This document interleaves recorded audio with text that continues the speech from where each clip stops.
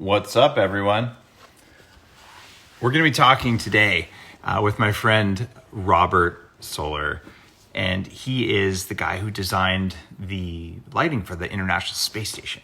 So I think you guys are going to be fascinated to hear from him and sort of what it's like. In fact, I have a piece of the International Space Station right behind me. See that thing? There he is. Got a request for him to come in. There he is. He's coming on. All he has to do is say yes. Look at that. Robert, hey, welcome. Don't mind my quarantine hair. You know, I've got my quarantine hair going on too. It's all right. I was just telling people how I've got a piece of the International Space Station sitting right behind me. Oh, yeah? What is that? Not a piece of the International Space Station. Okay. Here's a question from Matt Colombini. True dark glasses are the best ones. I actually wrote one of the patents for that. That's an easy one.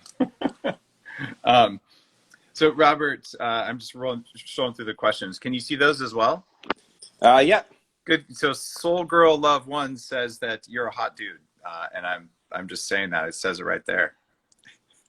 Cool. Good times. See, this is what happens when you tell Thank engineers that we're hot. We're like, really? Yeah, we don't know how to take that kind of information. Yeah, right? we don't know what to do with that. So, Robert, let's talk about lighting. People are always interested in this stuff. And full disclosure, you guys, Robert is a part of a company called BIOS Lighting that has brought the kind of technology that's done for the space station, where it's the worst circadian environment, I would say, on Earth, except it's not on Earth. So there you go. Right. And has created something new, and my company, True Dark, or True Light as part of it's called, is working with BIOS. Just so you guys know, like we do have a relationship here, but it's because I'm just like super excited about making lights that work. Hey, Kim from Canada says hi. Hello, also from Canada. That out there is Canada. All right. Awesome. So yeah. Tell me about toxic blue light versus good blue light. This is why, like, the blue blocking glasses piss me off, because it's not right to block out all blue. So what are the differences between toxic blue and the stuff that you've identified, the sky blue? Yeah, that's a great question. Before you get to that question, I actually want to talk about that partnership because I think it's really important. Okay. BIOS is, had thought about this technology and creating these light bulbs that create healthier interior spaces for a long time, and we've been doing it commercially for a while.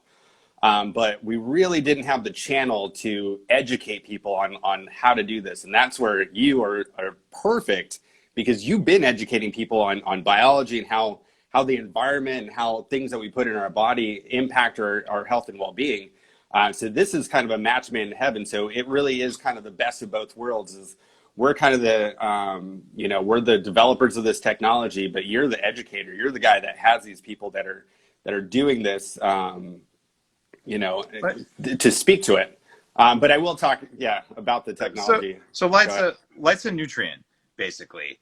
And I think this is becoming a part of the way we see the world. And now that everyone's stuck at home, you're like, oh, wait a minute, I'm getting junk light every day because I can't even go outside. Or if I do go outside, it's very limited. So Robert Nika here is asking, like, what light spectrum is filtered through home windows? So let's answer a few questions that people probably know the answers to, and we'll get more into, what it's going to be like in the future to have proper lighting in a commercial building when you go to work and stuff like that. But so what do windows do to natural sunlight? Is it good? Is it bad? Yeah, so windows are okay. It doesn't give you everything. It filters out some of the UV. From what we're talking about, from a circadian standpoint, it's giving you a ton of sky blue. So, I mean, that's the number one thing you should get, is what's going on outside those windows is your number one source. But when you don't have that, and when you don't have, and when the sun goes down, what do you do? And I think that light has historically just been something that we see. We used to see it but now we're starting to understand that it has all these other biological pathways. And so what we've done is created a light bulb, and actually I've got one right here that you could put in. Let me see if I could get it far enough away. There's a little dimmer switch. And as you pull it down, pulls out all that sky blue. And that's really important. Just happened? So guys, I've been saying for years, LED lights suck unless you're using a red light or something for therapeutic purposes, they are bad for you because they harm your eyes. And I'd been saying, all right, how do I go about making a bulb that could do this? But it takes real engineering beyond what I can focus on right now. So then I meet Robert at BIOS, and like, oh yeah, we spent 5 years, custom drivers, like we re-engineered the LED light because part of blue is what our eyes want. It's that That's right. sunlight, and that's the sky blue. But then there's the lower blue, the toxic blue, and that actually stresses your eyes and your brain out. That's the stuff that messes you up, especially in the evening. But even in the middle of the day, it tweaks on you. So these bulbs, and by the way, I have one right here, the True Light bulb, and it is powered by BIOS technology. Yep. And now the thing is also I'm opening Upgrade Labs and yes, a Bulletproof Cafe in downtown Victoria, which makes me sort of crazy because it is a pandemic time, but I'm doing this. All the lighting, and in the house that I'm remodeling, it's all the BIOS commercial grade stuff. I think we're going to be in a future where everyone, when you go to work, you're just going to have these. And when you do this during the day, you're getting enough of the blue that, oh, I'm awake, but it's not the blue that tweaks on you. It's the blue that feels good. So I can literally say, right, now there's an LED light that you can look at during the day, you can work under, that doesn't make you feel crappy. And that is like game changing. I thought I was going to have to go solve this problem and start a new company. And I was like, thank you, BIOS. But then the tweaker is when you dim it. And by the way, no weird EMFs. You don't have to have a magic phone and plug in a Philips Hue or any of that stuff. You literally have a dimmer switch on your lamp, a plug-in one or one on the wall, like I recommend for years in my books. When you dim the lights, show them again what happens when you dim that thing. Yep. Dimming it down. Let's see if you could get in the camera shot when I dim it down. You could see it pulling it out. So if you get up in there. Yeah, there you go. It's linearly pulling it out. So in the evening, your eyes expect sunset and then candles. And that's all. Right. And even candles and fire are relatively recent in human evolution. But there's no blue in those at all. Unless you put those little crystals in that make your fireplace turn blue for a second. We won't worry about that. So what's going on there is this is natural. And to do it with just a dimmer switch and no weird tech, you don't have to have your Wi-Fi turned on. There's no Bluetooth or anything like that. That is the new True Light Circadia bulb that has the BIOS. All the stuff in here is from BIOS. And we just put this on the market very recently, as in like last week. That's right. We're already almost sold out of the first batch. But we got new supply coming. New supplies coming. Yeah. And anyway, guys, I wanted you to talk to Robert. This guy makes astronauts not die of circadian dysfunction. And so he's a world expert. So more stuff. Tell us more about what you do there. By the way, there's a podcast on this as well, but a lot of people haven't heard the podcast. So. Yeah, so I think that there's a couple things that I want to bring up because I saw some questions go by about Philips Hue and how it changes the color of the light. So we're changing the color of the light here, but we're also doing some really interesting things with spectrum. So there are certain frequencies of blue light that are, that cause the visual perception of blue light. It also causes some increases in glare and kind of that off-put feeling you have. That's not what this is. We're using long wave sky blue frequencies that go into it. And what's super interesting is that we actually don't see them very well. So I could put a lot of sky blue in this that gives you that daytime feel, even though it looks like something that you want to have in your home. So it's not super blue, not anything like that. But we did some clinical studies with Thomas Jefferson University, and we showed two light sources. One that is our spectrum, and one is that a standard LED spectrum that looked the same, but we had smaller pupil sizes with ours because that's our natural protection mechanism to make sure that we're filtering out all the good blue. That's all the bad blue, the junk blue light. Our pupils are trying to do that, and our light spectrum actually helps you facilitate your natural protection mechanism. And two, we saw a dramatic reduction in melatonin suppression with our spectrum compared to the regular LED spectrum. So what you see and what the color appearance is something that's gives you a hint of what's going on, but a targeted spectrum and a spectrally optimized solution like what we've done at BIOS is really what you're looking for to provide the benefits of day and night, and with the simple dimming interface to do it. So what I've done now is I put these in my kids' bedrooms, and I put these pretty much everywhere in the house where I can, and we've got more sizes coming out for you. Yep. So this is the first size. We're going to end up having some spots for you, so you can put in like the floodlights and things like that.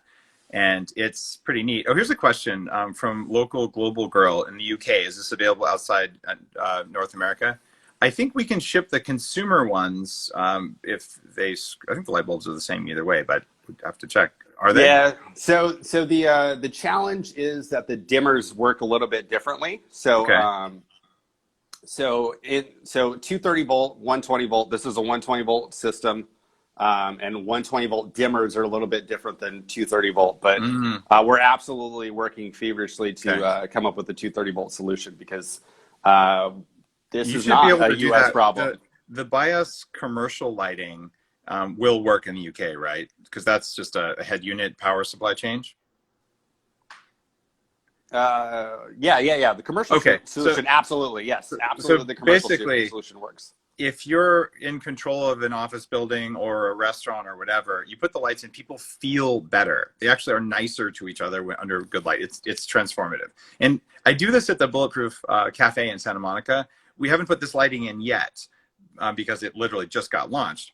But there's been like a mood box around the door, and feel like, why do I feel good here? I'm like, see that metal on the floor there? That's electrically grounded. See the lighting in here? So we're like tweaking on the lighting, and I insisted on halogen where I could get it. And things like that. So it's like, how do you create an environment that naturally makes you feel relaxed and happy and good? And lighting is such a big part of it. So basically, you want to get the BIOS stuff everywhere in a commercial setting. And then in your bedroom, get a true light bulb. It's the same tech, right? Or in your kitchen. And so our whole house is like, you dim the switch and like, oh, it didn't just Yeah. dim the lights, it changed the color. So, and it's like this warm feeling. And then it just tells your body, oh, like start getting ready to chill out. It's going to be bedtime. And Yeah. it changes things. Are people saying, what size are the bulbs? How long do they last? Oh, yeah. Um, So LED lighting is like everything else. We warranty them for 5 years, but they're designed to last, tens of thousands of hours. I mean, the LEDs themselves are designed to, last hundreds of thousands of hours. But power supplies could go, if they get hot, there's things that could go wrong. But these things are warranted for 5 years. I'm not going to give you the I'm an engineer, so I can't. it's probably 50. I can't Most of them are like 50,000 hours. 50,000 hours is standard. Yep. But so in that range is a reasonable assumption, but you guys can do that. So people are saying, well, how big are they? They're like the same size as a normal light bulb. They fit Right. into anywhere with a normal, like large, I think there's a name for this, like T45 or something. I don't know. I'm a network engineer, I'm going to not a shut this one off because I saw something about, so I also have them up here. There you go. And yeah, don't mind my drop ceiling. And so I also could dim it down in here and change the environment in the entire space. And I think that this is really important. So somebody asked about Kelvin. At full output, it's 3,500 Kelvin. When it dims down, it's full amber. So it's a very warm light, but it's everything in the middle along the way. But I think now that we kind of live in a world where we're in the same space all the time, it's really important from a sleep standpoint, from a behavioral standpoint, to make that space look as different from day to night as we possibly can. So I think that that's a really important component that we have to discuss. Think about is like, this is designed to really create that day-night delineation inside the built environment. There's other questions here about flickering, and we talked about this on the podcast. I hate flickering LED lights. If you put your phone on slow-mo and you see all those videos of like cars and their headlights are flickering, this is why people get headlight fatigue and migraines driving at night, because LEDs suck. So these don't flicker the way cheap LEDs do. Explain to people real quick how you've solved the flicker problem. Basically, we talked about it on the podcast, but just kind of walk people who aren't engineers through how you did that, Robert. Yeah, so I do want to say that the flickering is a function of the dimmer in the system too. So it's a good quality dimmer is going to go a long way there. So what you'll find out if you if you use like the old incandescent dimmers, there are new LED dimmers because when you dim this thing down, if you have something that's expecting to see a 100-watt light bulb, or a bunch of 60-watt light bulbs, it's designed to see that stuff. It doesn't think about a 10-watt, or I think ours is a 9-watt light bulb. So you got to get the right dimmer to go with it in order for it to work. But the way that we do, mine work on the normal dimmers. I have dimmers like just in my walls that work fine with halogens. They work great with these as well.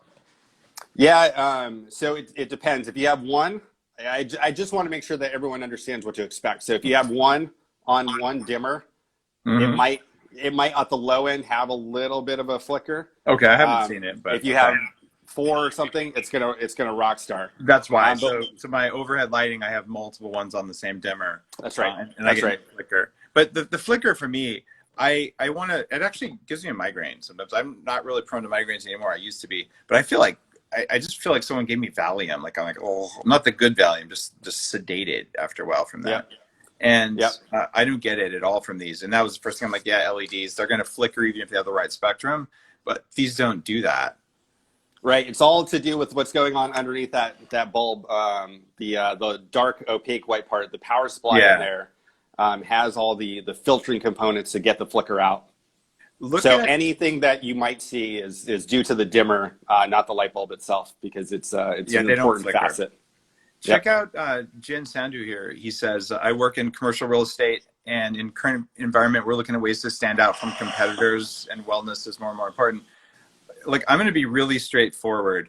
You guys in commercial real estate, you are not going to be able to rent a place with shitty lighting when I am done. Okay. Like, people will go in and be like, I'll pay you 1 cent per square foot because I'm going to increase the number of employees I have to get work done because you're drugging them with your crappy lighting. It's that big of a deal, right? And as a tenant, in fact, I have a new office building we're building out from raw space here in Victoria, so I could get it set up the way I wanted. I would have loved to just lease it, but everyone gives me crappy lighting, and I'm not allowed to change it. So, like, your days are numbered if you're going to have like industrial prison lighting in an office building. We're not going to do that anymore.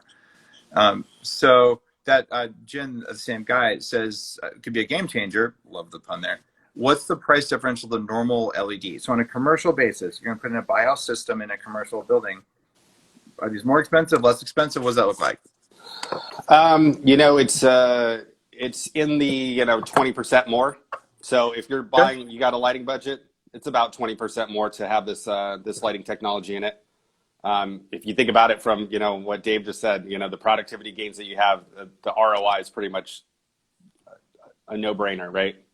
It's a no-brainer. I'm thinking that I should have done that Uncle Fester thing. Did you ever see that, the Addams Family?